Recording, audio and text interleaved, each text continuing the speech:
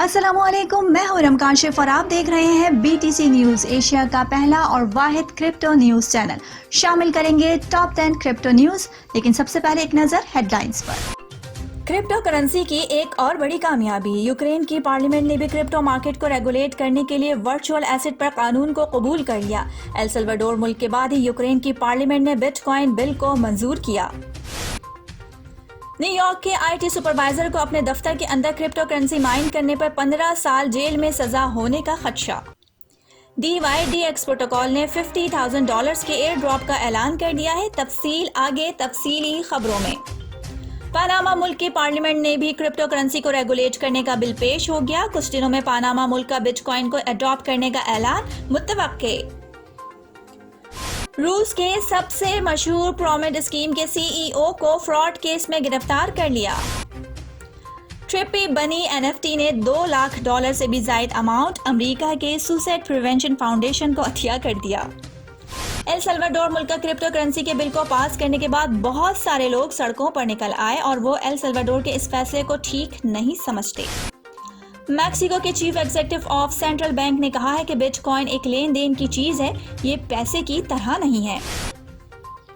But coin کی price $46,000 کے قریب گھوم رہی ہے اور کارڈیانو اپنے نیٹ ورک کو اپ گریڈ کرنے کے لیے اقدامات کر رہا ہے۔ اور انڈین پارلیمنٹ کے چیئرمین نے کہا ہے کہ انڈیا میں کرپٹو کرنسی کی ریگولیشن ایک الگ اور منفرد انداز سے کی جائے گی اور مستقبل قریب میں انڈیا بھی کرپٹو لا کو منظور کر لے گا۔ ہیڈ لائنز آپ نے ملاحظہ فرمائی اور اب خبریں تفصیل کے ساتھ۔ کیف کے پارلیمنٹ نے یوکرین میں کرپٹو سے متعلقہ کارروائیوں کے لیے قوانین کا تعین کرتے ہوئے قانون سازی کی ہے۔ قانون ورچوئل اثاثوں پر کرپٹو کرنسیز کو غیر محسوس اشیاء کے طور پر تسلیم کرتا ہے، جبکہ انہیں قانونی ٹینڈر کی حیثیت سے انکار کرتا ہے۔ یہ کرپٹو کاروبار کی سرگرمیوں اور ذمہ داریوں کو بھی منظم کرتا ہے۔ یوکرین کرپٹو سرگرمیوں کو قانونی حیثیت دیتا ہے، ورچوئل اثاثوں کی وضاحت کرتا ہے۔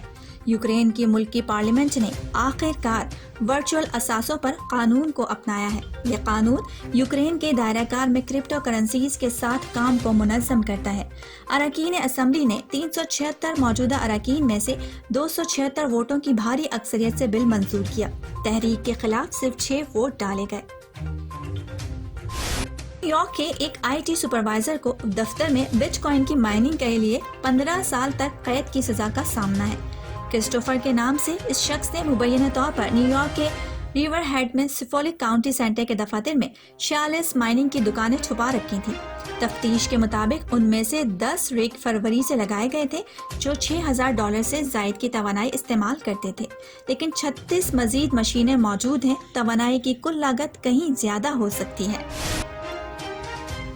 DYDX ڈی سینٹرلائزڈ پروگرام بالآخر صارفین کے لیے اپنے ایئر ڈراپ انعامات کو کھول دیا۔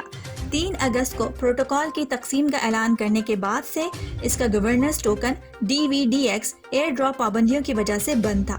اس کی ریلیز کے بعد سے قیمت آسمان کو چھونے لگی ہے، جس سے پلیٹ فارم پر کچھ زیادہ فعال صارفین کو 50,000 سے زائد کی DYDX ملتی ہے۔ تاہم کچھ صارفین مقام کی پابندیوں کی وجہ سے ایئر ڈراپ پر دوبارہ دعویٰ کرنے سے قاصر تھے۔ پاناما کے ایک قانون ساز نے قومی اسمبلی میں کرپٹو کرنسیز کو کنٹرول کرنے کے لیے ایک بل پیش کیا ہے۔ بل میں دی گئی تجاویز میں ادائیگی کے ذریعے کے طور پر بٹ کوائن اور ایتھیریم جیسے کرپٹو کرنسیز کو قانونی حیثیت دینا بھی شامل ہے۔ مجوزہ کرپٹو قانون پاناما میں کرپٹو اثاثوں کو قانونی یقین اور حفاظت دے گا، جیسا کہ بٹ کوائن قانون ایل سلواڈور میں نافذ ہوا، جس نے BTC کو قانونی ٹینڈرز دیا۔ گیبریل سلوا نے 7 ستمبر کو ٹویٹ کیا، آج ہم نے کرپٹو قانون کی تجویز پیش کی ہے۔ اس نے تفصیل سے کہا، ہم چاہتے ہیں کہ پاناما میں بلاک چین کرپٹو اسٹیٹس اور انٹرنیٹ کے ساتھ ہم آہنگ ہو۔ اس میں ملازمتیں پیدا کرنا، سرمایہ کاری کو راغب کرنے اور شفافیت لانے کی صلاحیت ہے۔ روس کی بدنام زمانہ پونزی اسکیم کے ایک اعلیٰ عہدیدار کو تارترستان میں گرفتار کیا گیا۔ کازان سے تعلق رکھنے والے تاجر الیگزیک شیکیروف کرپٹو اہرام کے نائب صدر کے عہدے پر فائز ہوئے، جس کے بارے میں خیال کیا جاتا ہے کہ اس نے روسی فیڈریشن اور آس پاس کے علاقوں میں لاکھوں سرمایہ کاروں کو دھوکہ دیا ہے۔ Crypto currency donation platform the giving block نے اس شراکت میں سہولت فراہم کی، جس کی مجموعی رقم GUSD میں تقریباً $2 لاکھ تھی۔ ٹرپی بنی NFT نے منٹ پروسیس کی آمدنی کا 100% حصہ خودکشی سے بچانا فاؤنڈیشن نیوز کو عطیہ کیا۔ ٹریپی بنی NFT سولانا پر بنایا گیا ایک نیا ناقابل فہم ٹوکن پروجیکٹ ہے نے اعلان کیا ہے کہ وہ اپنی منٹنگ کی فروغ کی تمام رقم امریکی فاؤنڈیشن برائے خودکشی کی روک تھام کے لیے عطیہ کر رہا ہے۔ یہ اعلان خودکشی کی روک تھام کے دن کے موقع پر کیا گیا۔ عالمی سطح پر آگاہی کا ایک ایونٹ 10 ستمبر کو عالمی سطح پر منایا گیا تھا۔ کچھ لوگ ایل سلواڈور کے بٹ کوائن کو قانونی ٹینڈر بنانے کے خلاف مزاحمت کر رہے ہیں۔ کرپٹو کرنسی کے بارے میں کم جاننا اور BTC کے اتار چڑھاؤ کو دیکھ کر یہ مظاہرے ہو رہے ہیں۔ ایل سلواڈور کے بٹ کوائن کی مخالفت کرنے والے اپوزیشن گروہ جمع ہوئے تھے جب کرپٹو قانون نافذ ہوا تھا۔ ایل سلواڈور کے معاملے میں ایسا لگتا ہے کہ پوری دنیا اس تجربے کو دیکھ رہی ہے تاکہ یہ دیکھا جائے کہ یہ کامیابی ہوگی یا وسطی امریکی قوم کے لیے مکمل ناکامی۔ 7 ستمبر کو ایل سلواڈور میں قانونی ٹینڈر کے طور پر بٹ کوائن کے سرکاری نفاذ کو نشان زدہ کرتے ہوئے اس اقدام کے خلاف ملک میں احتجاج کی ایک لہر نے نئے قانون کے نفاذ کے بارے میں شکوک و شبہات کو جنم دیا ہے۔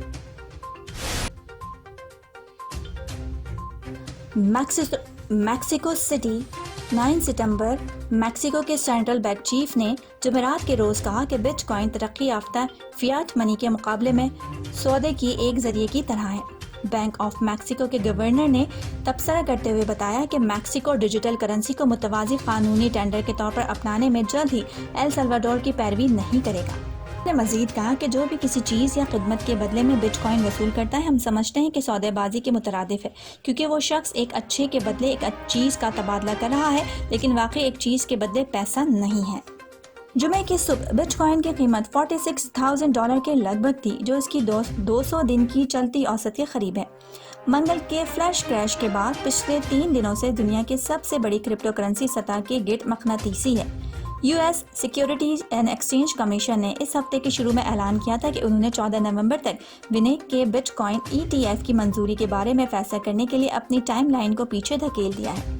بدھ کو شائع ہونے والے ایک توسیع نوٹس میں SEC نے کہا کہ کمیشن کو معلوم ہوا ہے کہ یہ مناسب ہے کہ ایک طویل مدت مقرر کی جائے جس کے اندر مجوزہ قاعدہ تبدیلی کی منظوری یا نامنظوری کا حکم جاری کیا جائے۔ ہندوستان کی پارلیمانی قائمہ کمیٹی برائے خزانہ کے چیئرمین نے وضاحت کی ہے کہ بھارت میں کرپٹو کرنسی قانون سازی ایک اور الگ اور منفرد ہوگی۔ انہوں نے مزید کہا کہ ہمیں استحکام اور نمو کو متوازن کرنا ہے، لیکن ہم پہچانتے ہیں کہ کرپٹو کرنسی کتنی اہم ہے۔ بھارتیہ جنتا پارٹی کے قانون ساز جنیت سنہا نے انٹرنیٹ اور mobile association of India کی بلاک چین اینڈ کرپٹو اثاثہ کونسل کے زیر اہتمام ایک تقریب میں بدھ کو ہندوستان کی کرپٹو کرنسی قانون سازی کے بارے میں بات کی ہے۔ اب تک کے لیے اتنا ہے۔ ارم کاشف کو اجازت دیجیے اور دیکھتے رہیے BTC نیوز۔ اگر ابھی تک ہمارے چینل کو سبسکرائب نہیں کیا ہے اور کرپٹو نیوز کی لیٹسٹ اپڈیٹ جاننا چاہتے ہیں تو چینل کو سبسکرائب کر لیجیے۔ ملتے ہیں اگلے بلیٹن میں، تب تک کے لیے اللہ حافظ۔